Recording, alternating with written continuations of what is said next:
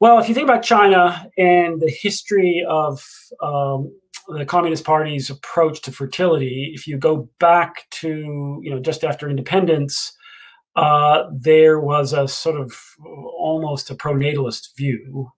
And then at some point, it became clear that population growth was so fast that it might put serious pressure on the environment and their ability to feed their population and sort of educate them and keep up.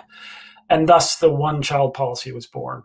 The one-child policy brought down fertility dramatically, but it was so successful that it really brought fertility down to, in the eastern seaboard, below one. So Beijing, Shanghai, below one child per woman. And for the country as a whole, probably 1.2 children per woman. There's some controversy about exactly how accurate the available data are, but very low. And now what that means is you've reached the point in China where the number of people in working age has started to decline. So it's already into the period where it's declining. The State Council in China, one of the sort of leading organs of government, is extremely concerned about the sort of demographic challenge.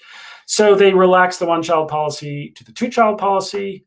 For about 18 months to 24 months, there was a bump in births, and then we went right back to prior levels. So there was a backlog of women who wanted a second child, had the second child, but essentially they have changed culture and expectations, and women are much more educated. And we know education is the key driver of fertility choice around the world. And so now they're back to these very low levels of fertility.